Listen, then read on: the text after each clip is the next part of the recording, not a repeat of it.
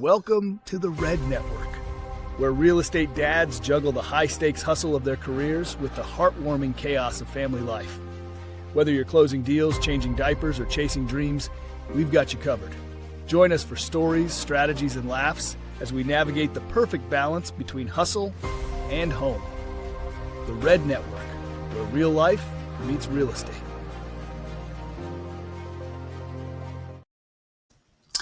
Welcome back to another episode of the R.E.D Network podcast, where we talk about balancing hustle and home. Today I got a really great guest, Seth Choate. And Seth is a powerhouse in the real estate industry with over 800 homes sold, 300 plus flips under his belt, and a really impressive portfolio of over 43 rental units and 5 RV parks. He's the owner and founder of Tennessee Cash Offers, and just 2 years ago made the big move from California to Tennessee. But beyond the business, Seth is a dedicated husband to Bree and proud father to 3 amazing kiddos, Austin, Ren, and Luke.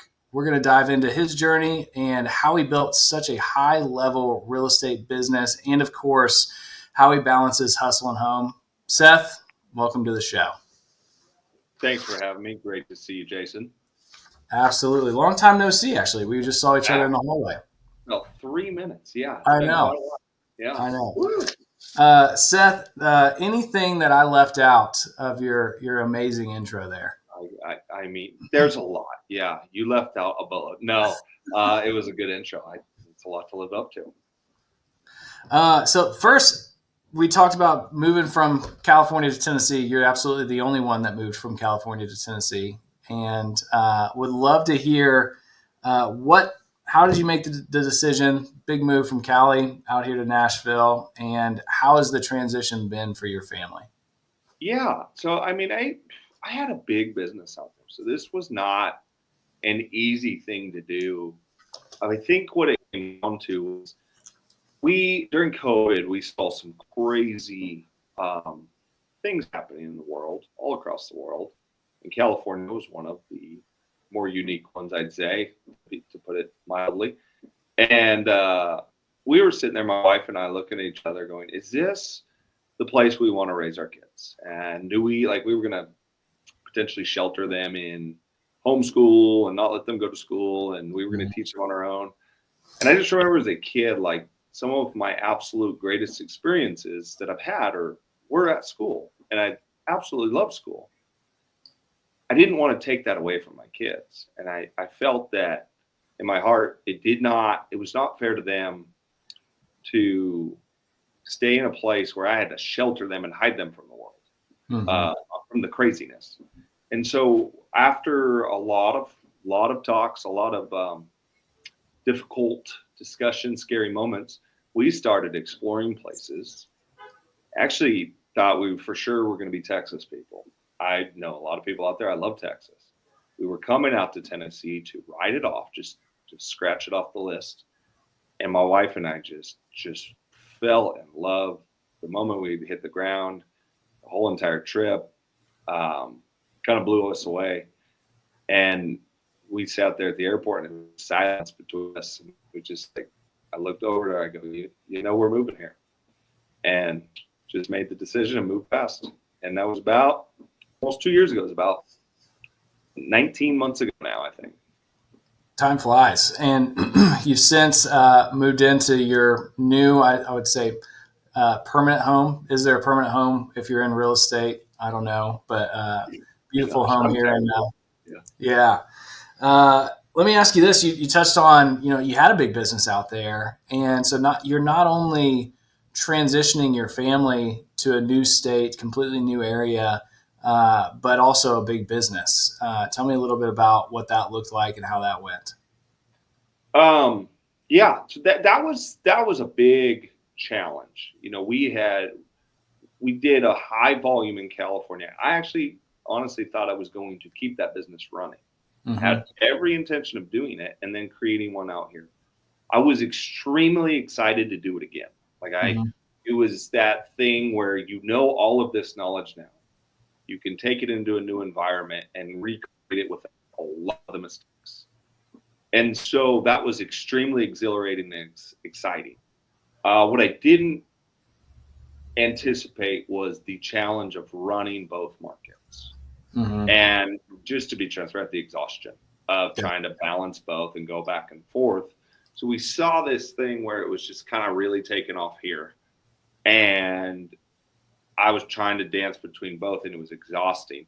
I had to eventually shut that one down out there, just because if I wasn't working here, I was on an airplane there and I wasn't seeing my family. And the whole reason we came out here was for a better quality of life. And I was just going all the time. We knew that was going to be the thing in the beginning, but I was like, this is not what I want. So shut California down and then put all efforts into Tennessee. And that's what we've been doing for the past year. And it's been a fantastic journey. You just understand a lot of things that you're up against, because I've dealt with them in the past building another business. Mm-hmm.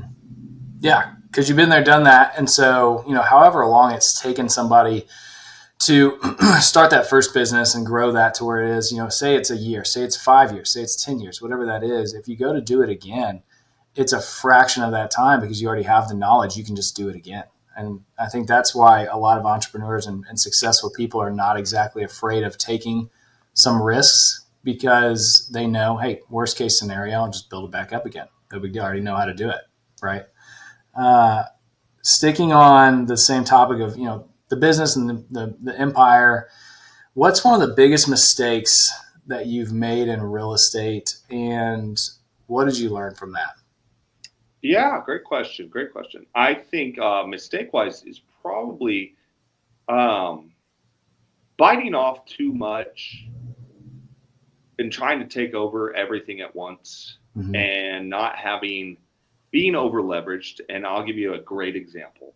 COVID happened, and we were flipping properties like it was going out of style. Mm-hmm. And I had all the money out, but like it would come back in so fast, and so you try to get it back out again, because you were just, nobody was good. We were just all in a market where you could go make a bunch of money. Mm-hmm. And so I was just redeploying. And then the world stopped. Yeah. And I had it all out in the world. And how naked you feel. Yeah. And had that, we didn't know, no one knew where that was going to go. And the world could have flipped and went so sideways, and I would have been so out. And I learned in that moment, like, okay, why don't we pull a little bit back and not have to take every deal down, not have to flip every property. And let's just be smarter, because no one plans those things. And let's just save some for a rainy day. That was probably my biggest mistake. Thankfully, things turned out well during COVID, and the market just kept going. Yeah. And they bailed me out. That's tough. And I think, if you're a personality like ours, for me, it's painful seeing that money sitting in an account that's doing little to nothing for you. You have it maybe in a high yield savings account or something that's going to still get you some appreciation, but it's like, man, I could go buy that property right now and turn that, that dollar into $5. And it's painful to see that, yet also important. I remember that day. I remember, I'm not a very nervous person. You and I are a lot alike in that aspect. And I remember sending Sammy a text and saying, cancel everything. I have no idea where this is going to go.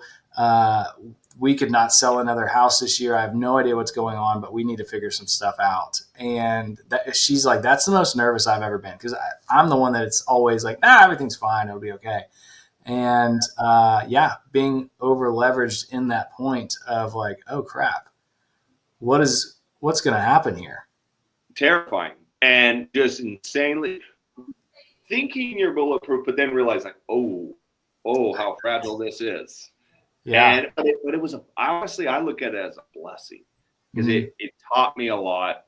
You don't need it. You think, I gotta go make that all. Okay, let's pull some back. Let's have some reserve. Let's be smart about this. That was a blessing for us. We ended up like fire selling a bunch of properties. Had we, and we didn't have the crystal ball to know that they would just skyrocket in value. Had I known that, I would have held on to them. But That's funny. Yeah. And here, so there's the mistake. Had I had more reserves, I wouldn't have been forced to fire sale everything to try to bring some back, and then would have made a huge rip on all these properties. So you want to make every buck, but in reality, then you stretch yourself out. It's like, that's not a good model. Well, there's also some value to learning, right? Like we just went through it. You and I had not been through something like that before. And so the value of that experience that we're going to have forever is also tough to put a price tag on as well. Yeah, for sure. Yeah. Talking about business still, scaling a business like yours, it takes strong systems. You can't just do it kind of, running by the seat of your pants. What are the key systems and strategies to allow you to run such a large portfolio effectively? You have to, one, talent, people, great people is the first step in the whole thing. They really make your world. If you get the right talented people around you, they make your world better and they build the systems. The other thing is just using the amazing software today. Like we use project management softwares. We use a specific one called Asana. Our whole entire business lives out of there. Okay. Anytime we're doing anything on a property, a listing, that, it's the communication is being dealt with in there. It's just fantastic. Reason we use things like that is when you get going and there's a lot of things going on, you might text something, you might email something, then you call something. All of a sudden you sent something via mail or carrier pigeon, whatever it is. Well, the problem is when you need it again, it's like, oh, where was that? The amount of time to go find which channel you sent it on, nightmare. I didn't realize that instead of going fast in the moment, take a slightly longer second, put it in the same software. Now you can go find it every time. Yeah. That's where the time and energy is saved. And so we live and operate our whole entire world out of software called Asana. That's awesome. That's important because, hey, if somebody gets hit by a bus, or maybe it's, they didn't get hit by a bus, maybe they had a great opportunity and they need to take that opportunity. It's not costing the business thousands and thousands and thousands of dollars because all of that knowledge or all of that paper trail goes with them. It's all housed online and you just type in whatever it is, boom, it's there. Yeah. I'm not a natural systems person, and anybody that's worked closely with me knows that. And yet I've had to adapt and move into that just because we're operating so fast in so many different areas and so many pillars on the same platform that if you don't do that, then it's going to be chaos. It's tough. So super important. Yeah, couldn't agree. So switching over to, the tagline is balancing hustle and home. You've got 3 kiddos. How do you manage balancing business and being a present husband and dad? I don't think you do, is the honest answer. I don't believe in balance. I believe in, I pick a handful of things in my life to do. I work, I go to the gym, I spend time with my family and experiences. So there might be occasions in the world where I've got to work a lot and my family understands that. But then there's going to be those occasions where we're going to take an epic vacation for 14 days and I'm going to do nothing but play with my kids. And I'm going to be all in. And so I'm going to do that and have that epic experience versus spending an hour on the couch vegging out with my children. Like I'm going to focus on really high quality time with my kids. The other thing I'm going to do is I'm going to pick things like I coach my kids in soccer. I don't coach them in soccer because I think I'm a great coach. I coach them in soccer because it's the time where it allows me to have no distractions and be all in and present with my children. And so I look for more of hyper quality time versus spending and then in tranches. And then I do the same in work. If I'm in it, I'm all in it. That's my strategy. Well, I talked about that with somebody else recently. And, I think oftentimes where people get in trouble is they are trying to have that work-life balance. And I think I'm on the same page with you in that, yes, you can have some balance. So there's times where the kids get integrated into the work. And I think that's important too. There's a time where our cleaner had COVID. we had somebody that was coming into one of our Airbnbs like tomorrow, and we need to flip that over. And my first like business thought is, okay, we'll just go hire another cleaner for the time being, even if they don't do the same level of job as your amazing cleaner does. You can just go up and inspect it, and maybe you got to make a couple tweaks. No big deal. So then you're up there for 30 minutes instead of like 6 hours. And my wife was like, no, I think Katie needs to go up there and we'll just clean it. I was like, that sounds like a terrible idea. And it was spring break, and she took her up there. And what she said is, she's like, Jason, right now our kids think that what mom and dad do is just buy lake houses. Like they think that's our job, and we just buy lake houses, and they don't really have much concept of what goes into that.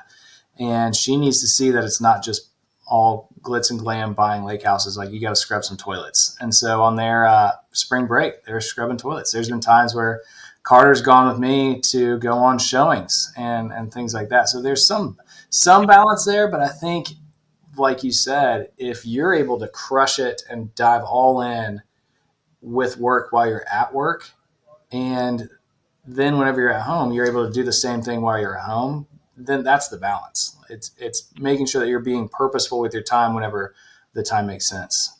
Totally. And that's the me, I couldn't agree with you more on the sense of bringing them into the world at times. I've taken my daughter on some property walkthroughs with contractors. One time I took her, I thought she had no idea what was going on. And we were just having this conversation. She's like, Dad. I'm like, honey, I'm diving in. What's up? She was, hey, this stairway right here, like there's no rail. That's not safe for kids. And we're going to fall. I'm like, this isn't up to code. Missed it. And I was like, oh, dude, she's right. And I was like, hey, dude, we got to fix that.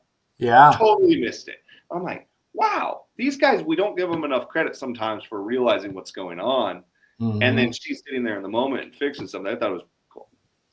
A phrase that I heard with the last guest that I had on, Adam Roach, was that there's more caught than taught. And kids catch more things that you're doing and saying and how you treat people and all of those things than really what you teach them. They just pick up on more stuff. So there's more caught than taught. I really believe in that a lot. I sat there, and there would be times where I'm better than not, but sometimes I go home and end of the day, I just like crack a beer open. Yeah. I kind of want to relax. But then I was like, what kind of like, they're identifying dad was cracking a beer open at the end of the night. I was like, that's not the guy I want to be. That's not the guy I see in my head. So I'm like, dude, I can't be allowing them to see that. And they hold you accountable sometimes. You realize like, oh, like they'll mention like, hey, Dad, my daddy's favorite drink is beer. It's like, ooh, yeah, dang, that is not good. We have to stop that.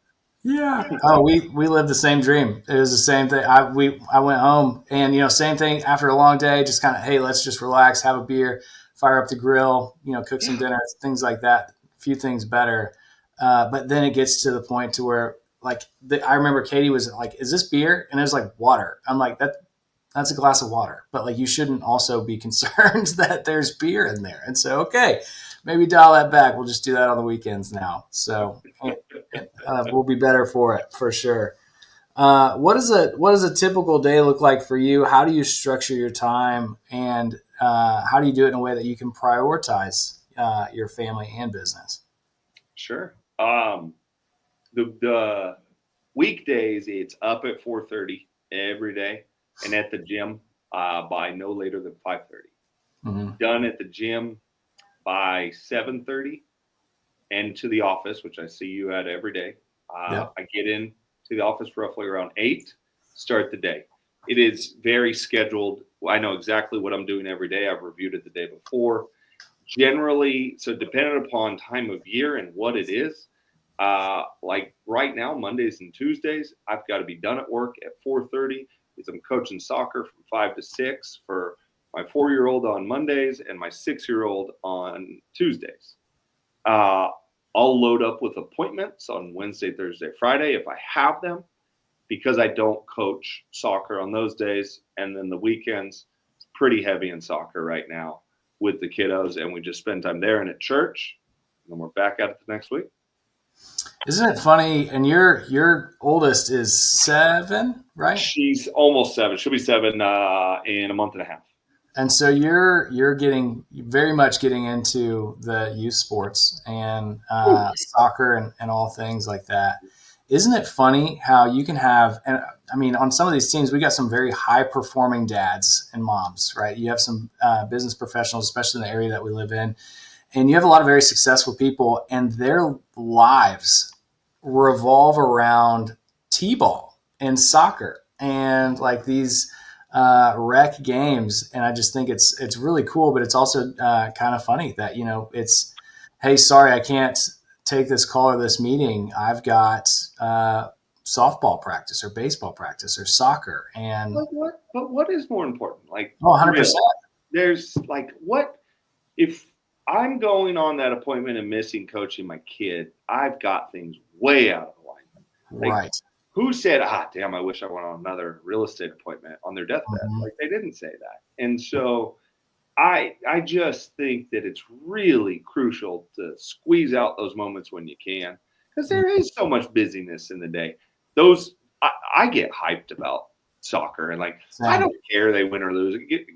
I just want to see the kids have fun, and it allows for that interaction with them where I can teach them some skills.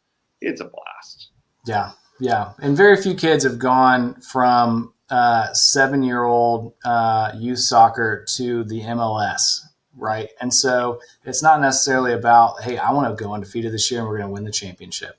It's really, hey, are you learning how to work with others? Are you learning that sometimes there's some adversity? In our area, it's pretty cush. It's not where, like, I grew up in the middle of nowhere, Indiana, on a farm. Like, there was a great upbringing, but there's a lot of hard work that was needed to survive there.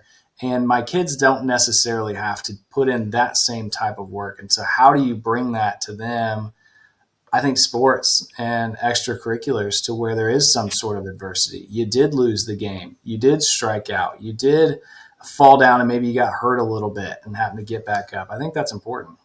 We are definitely battling that with the middle one. She's real good. And so it comes too good, you know what I mean? So when the adversity comes, she just gets angry. I'm like, no. We can't just win everything. Yeah. And so, but it's good to teach that stuff. You gotta. I love sports for those reasons. The adversity and how do you deal with it, and then how do you get better? Yeah, we at the Huck House, we've got some friends that they're like, you're the most competitive family I've ever seen. And we were playing basketball in the driveway, and my son, he was probably 6 at the time.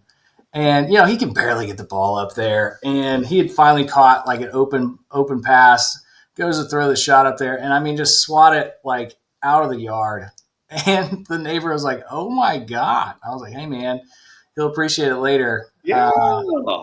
There's no gimmies at the Huck House. No. Yeah. Yes. I will not let my kids, like, I think the reason I stay in shape is so I can beat them. That's right. I am not going to let them beat me in a race. No way. Especially staying in shape so I can not only beat them, but as my daughter gets older, so I can beat her boyfriend. Yeah. Yeah. Oh, I like everything. You gotta go. Yeah. That's awesome. In everything. So we talked a little bit about it already, but what are some non-negotiables that you have whenever it comes to family time?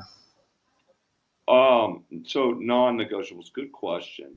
Real good question. So Sundays are a big day for us where that's church. Every Sunday, we're going to church. The only deviation is if we're out of town. Mm-hmm. Obviously, it's going to be hard to make it to church when we're out of town. But that, and then on Sundays, I don't take a phone call for work. I don't take anything. I don't care what it is. Not doing it. Like, that is a day where I'm with the family. I'll pick up some calls on a Saturday afternoon. But I also, another non-negotiable for us is like, when we are at any kid's sport function that I'm involved in, I'm in it. Like, the phone might be in the car. Like, I'm not on the phone. I'm not working. I'm not doing anything. I'm engaged in that scenario for that 90 minutes. Because if you can't take 90 minutes away, what are we doing? Well, if you can't take 90 minutes away, odds are you probably didn't spend enough time doing what you're supposed to do when you're supposed to do it. And now you're suffering the consequences. Yeah.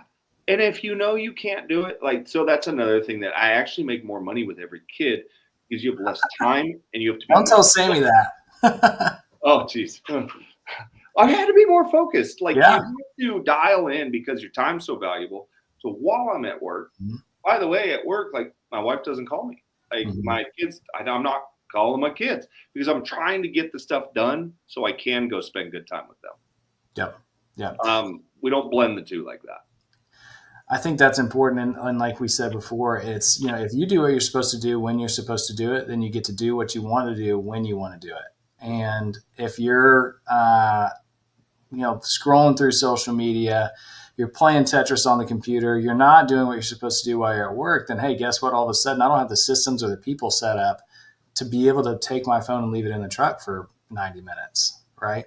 And I think we're in alignment in that, like my non-negotiable is I will not miss a practice if I don't have to. I will not miss a game if it's, if I don't have to. I've not missed a game.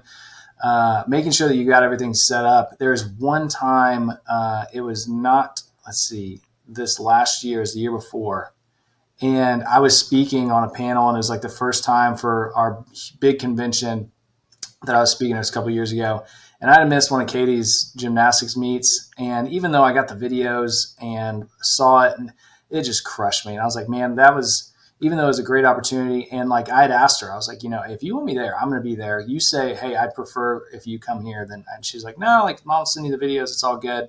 It was still like, this is never going to happen again. Like this to me was not worth it. I'm not doing this. And I think setting yourself up beforehand to where you can say, nope, I'm going to go to the game. I'm good. It's a big deal. I learned it from my parents. My parents didn't miss a sporting event of mine. I didn't know how important this was till afterwards. They did not miss a sporting event of mine until I was a freshman in college. I was the dude who played as a freshman, like 4 plays a game on special teams. And there Mm-hmm. was a game up on the Oregon border when we lived in California. It was like 4.5 hours from our house. Like, my parents didn't go, and my dad was like getting emotional that he wasn't going to my game that I sat the bench for. Yeah. And it's just like the support and the love. And so I took that from them, and I've really implemented it with my kids. It's a big deal for me to be there for those things. And I Yeah. can tell it is for you too. And it's hard you can't really explain it until you've had them or to somebody that hasn't had the kids yet. I was scrolling through. I do a lot of like Instagram reels and put music behind stuff, and it's like a private page just for me to be able to do that, like with the kids stuff or funny videos or things like that. It's just easy for me to do that. And I was trying to show the kids some of the funny videos that I'd made, and I was scrolling through and I accidentally landed on like Carter's game-winning home run from last year, and like started getting like misty-eyed and emotional. I was like, oh my gosh, like what has happened to me? I've gone decades without crying before. Now these darn kids, I'm crying on an Instagram reel. What is happening here? So it's tough to explain, but I 100% know where you're coming from. All right, so as we kind of wrap things up, if we talked about this at the beginning, having the knowledge and things that we do now, if you had to start over today, knowing what you know now, what would you do differently?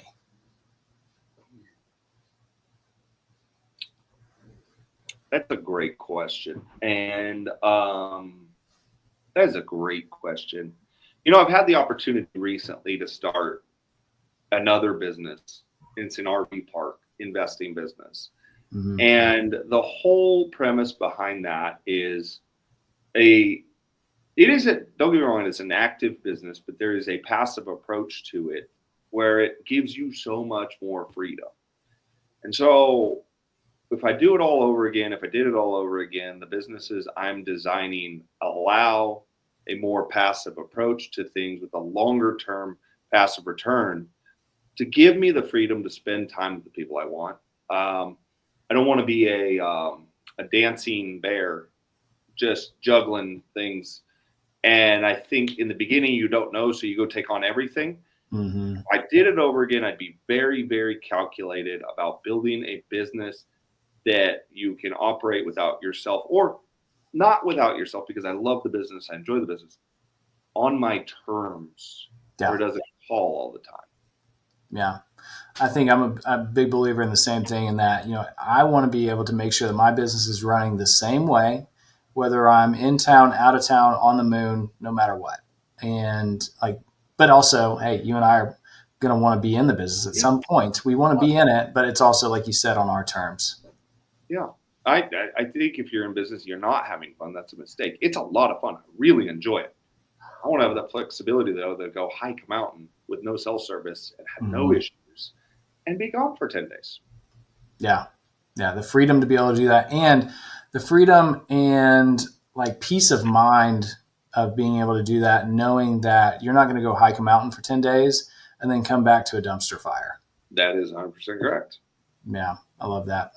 Last question for you. Obviously very successful, done a lot of great things, still always grinding. What's the goal? Why are we doing this? What's the big goal for Seth Choate?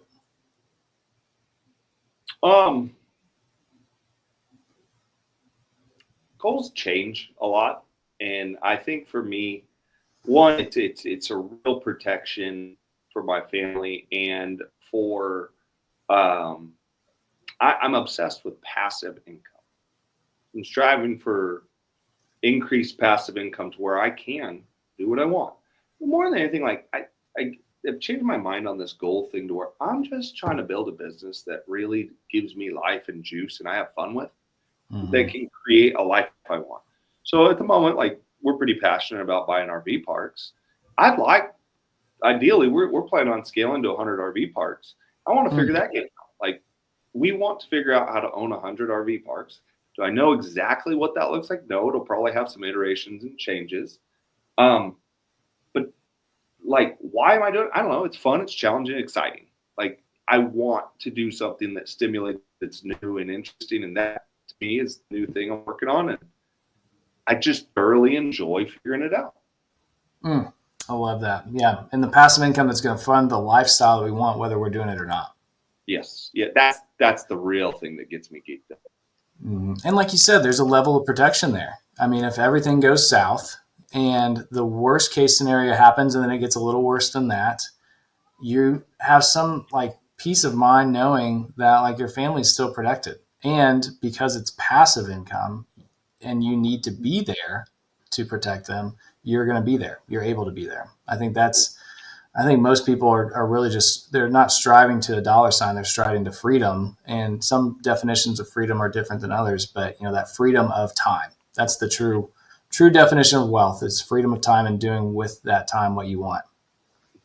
Yeah. And ideally I want to work on the things I want to work on every day. And thankfully I really get to. So that's the life I want to live, where I get to work on something that's fun, that stimulates me and is a challenge. That's awesome. Well, Seth, I appreciate you. Is there anything that I didn't ask that I should have? No, dude, you crushed it. This is probably the greatest podcast in the history of podcasts. Our 2 or 3 fans probably couldn't agree more. So this is very exciting. Yeah, dude, I think this one's going to skyrocket the podcast now. Someday. I wouldn't tell anyone that I had 10 million followers and I made millions in passive income from YouTube, but there would be signs. There would be signs someday. So good deal, man. All right. Well, I appreciate you and everything you do here and coming on the show. And appreciate you giving us some insight on how you balance hustle and home. And stay tuned for another episode. See you, dude. All righty. See ya.